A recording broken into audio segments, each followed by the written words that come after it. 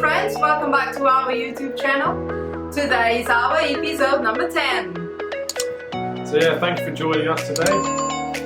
So today we have a new setup in here. I hope you guys like it. The chairs are very comfortable, so do you like it?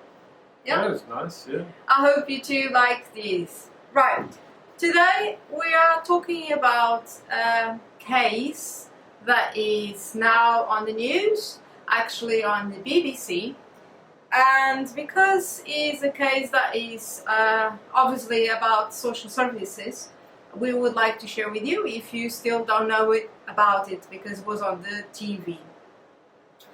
The case is about the...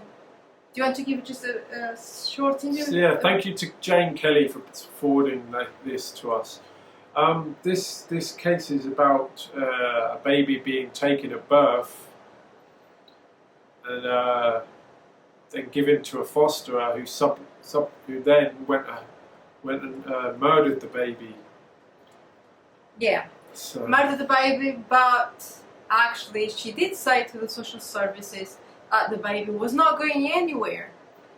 So that means there were signs, and she warned the social services that she's going to kill the baby.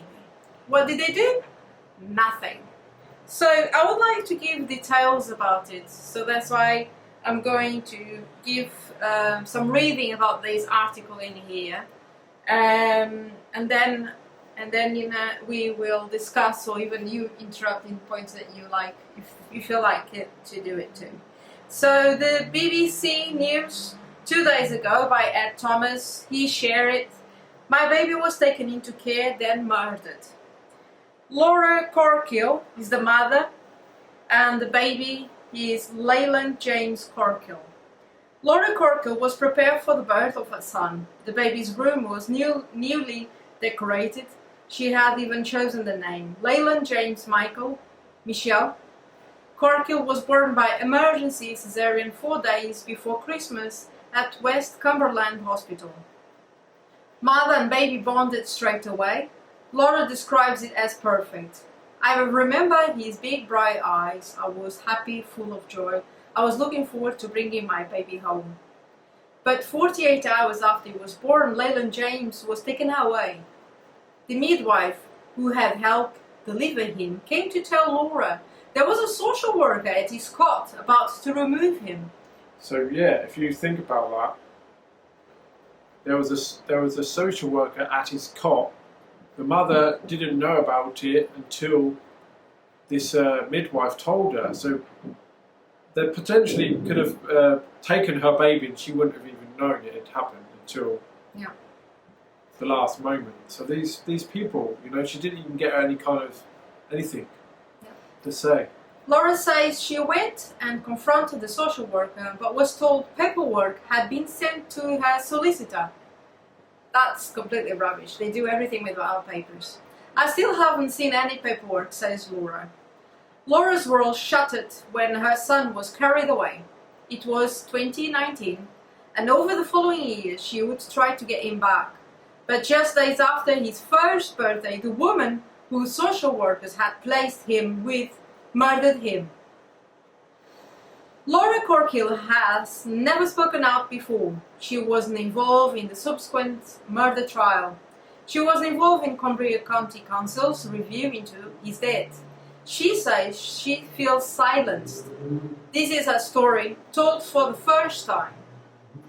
We want to say, Laura Corkill, thank you so much for sharing your story to the world, because everyone needs to know what is happening, and we feel very sorry that your baby is now not with you, and it's shocking. But thank you for being strong, for sharing this story with us. So this is also the story of what happens when social services get it wrong, and when mothers who have experienced domestic abuse end up losing their children. Let me speak about this. Yeah. Like,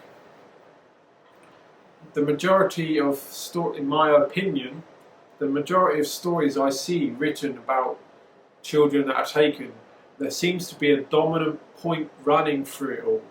domestic violence. It seems that they're trying to, in my opinion, to make the masses, the public, think a certain way, a certain attachment to social services and children being taken away, that these families it's domestic violence.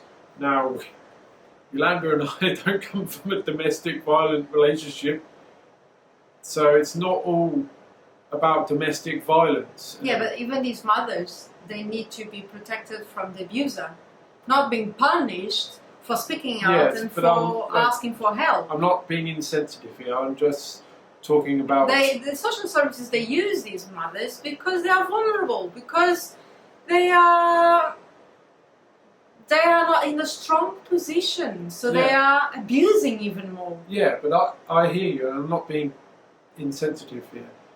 I'm not talking about the actual the women. I'm talking about how the media portraying it. I understand. They're telling a story because it's a story, and they're telling the viewer, the reader, the watcher, whatever, a certain way, and they're using domestic violence as a kind of attachment, if that's the right word, to these stories.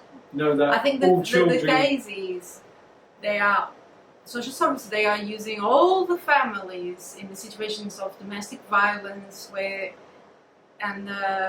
children that they grow up in social services, and then they go and they remove the children.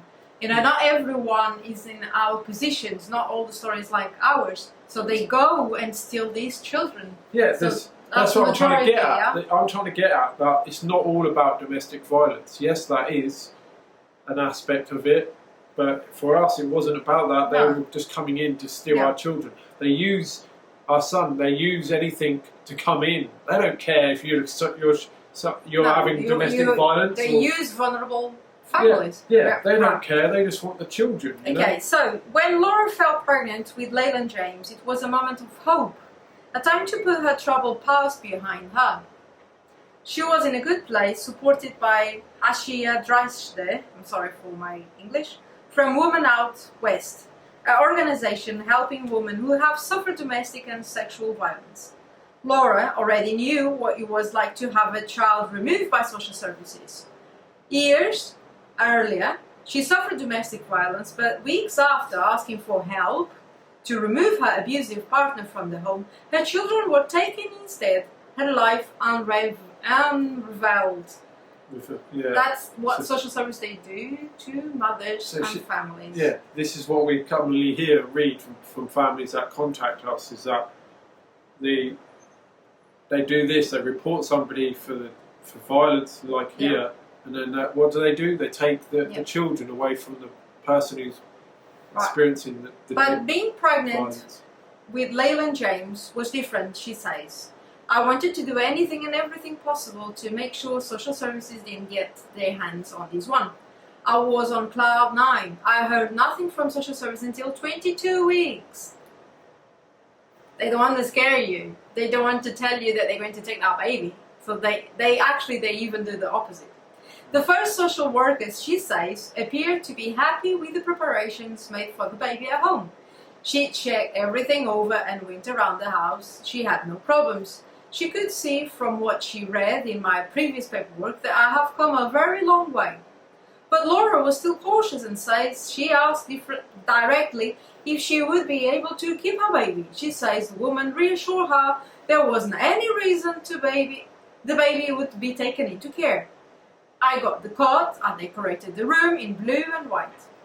Laura believes everything changed when a second social worker replaced the first one.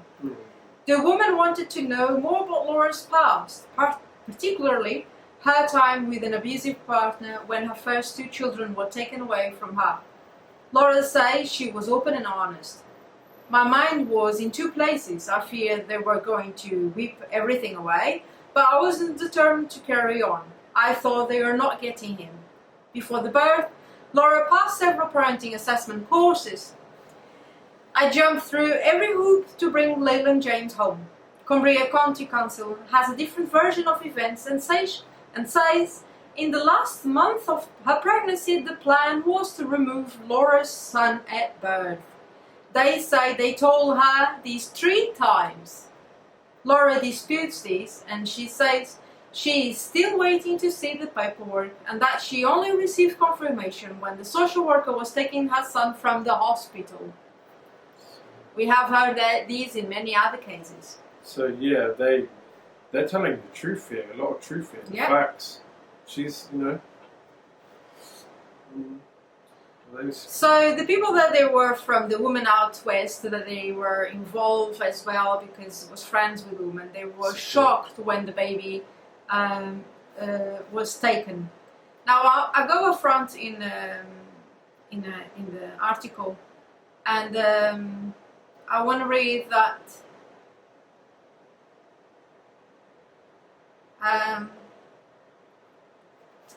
Regarding here, for the first few months of Leyland James' life, Laura was able to see him at the council-run contact center. She shows me photographs, and it's striking how happy they both look. Laura would see her son 4 times a week for an hour and a half a day. I was still expecting him to come home, she says. The contact meant the world to me. I even asked for them to extend it to about 2 hours. They wouldn't do it. I didn't trust them, the social workers, but I was willing to cooperate to get Leyland back. But COVID cut off contact. In March 2020, as the country went into its first lockdown, she says she took 2 buses, an hour's journey, and turned up at the center only to find it was closed. That's the typical things that they would do, just to kill us. For the next 3 months, she asked for video contact, but when she did get, it wasn't the same. I just wanted to hold him, she says. But worse was to come. In July, the family court granted an adoption order for Leyland James.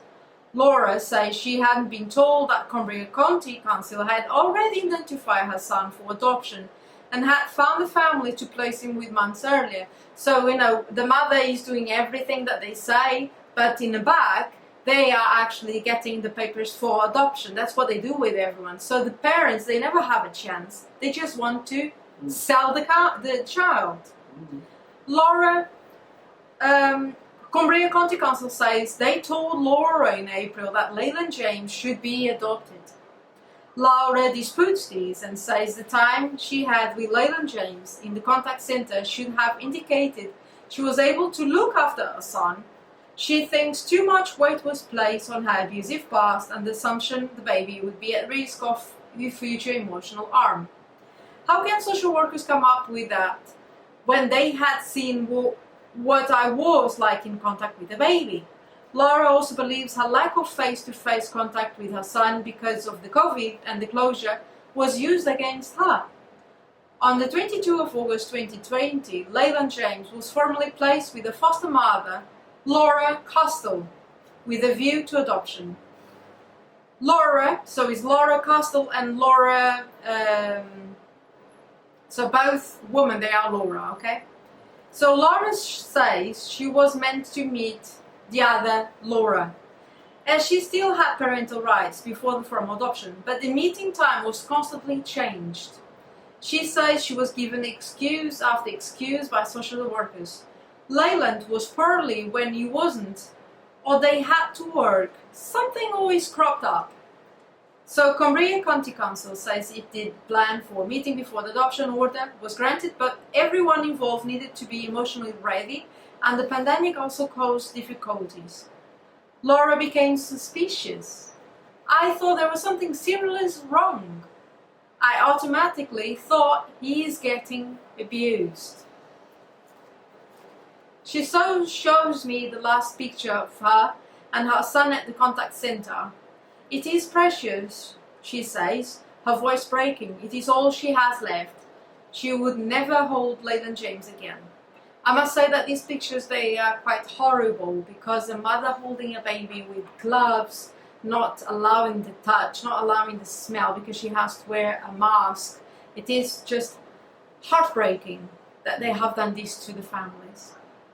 In January 2021, the baby was taken to hospital by ambulance. Laura Costel told emergency services he had fallen from a sofa, injuring his head, and that he was unresponsive. A social worker found Laura Corkle, the mother, but wouldn't tell her which hospital he was in. Isn't that amazing? Oh yeah. I was up and down all night. I just wanted to try to figure out if I could go to every hospital I could to find him. It was evil not to tell me. The following day, she was told Leyland James had been moved to Alder Hey Children's Hospital in Liverpool. Cumbria County Council says only limited details will share it with Laura because his prospective adoptive parents were with him and the extent of the injuries were not known at the time. But the next day, when it became clear he wasn't expected to leave, they rang Laura within an hour. When he wasn't, they didn't expect him to live. When he was, they knew he was going to die. A taxi sent by the council was meant to take her to Liverpool, but Laura says it didn't arrive. Oh yeah. Her support workers at Women Out West, they are the ones that provided transport. Laura was alone at the hospital when she arrived. She says by the time she got to his room, Leyland was dead. By then, Laura says her son's body was evidence, a crime scene, and hospital staff would not let her touch him. Laura says she instantly knew his death had not been an accident. I said whoever had killed him. The surgeon told me he had suspicions of these and he went into investigation as soon as Leyland James went into the hospital.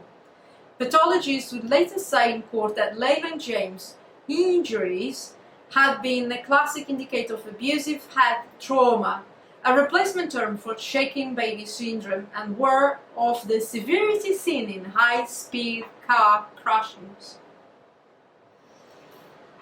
Yep. Jeez. Now looking at that photo. Let me see. Looking at that photo, the woman just. Yeah. Foster. Before Leyland James was placed in her care, Laura Castle, the woman that killed him, had agreed to Cumbria County Council's zero-tolerance approach to corporal punishment. But during her trial for the murder in May this year, it emerged she had constantly beaten and abused the baby. In court, she was described as self-centered, abusive and violent. She filmed the baby in distress. In text message, she bragged to her husband how she had leathered him. I don't know what that means. Leathered him. Leathered him. Leathered him. This is just a guess. I think maybe a leather bout. Okay. And described him, the baby, as the devil's spawn. What does that mean? Devil's baby. Spawn baby. In one text she wrote, I honestly really don't like him lately. He is an absolute moaning whinge bag and I totally regret doing this. Although I need to stop smashing him, because if I start I will smacking him.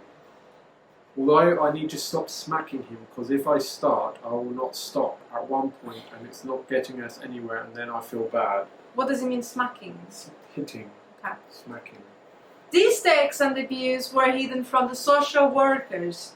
They had no idea this violence was taking place, but they were becoming concerned about what Laura Castle was saying to them about the boy. The court heard the social worker had reported that Leyland James had appeared unsettled, while another report that Laura Castle had branded him lazy and big, and said she didn't love him. In December 2020, what is known as Child Look After Review had taken place. Social workers had agreed not to support an application for Laura Castle to formally adopt Leyland James. But when Laura Castle was told this, she said to one social worker that Leyland James wasn't going anywhere. Yeah, so the connotation of that is, as we know, he died, so she meant he... Yeah. I just want to say something more about this article.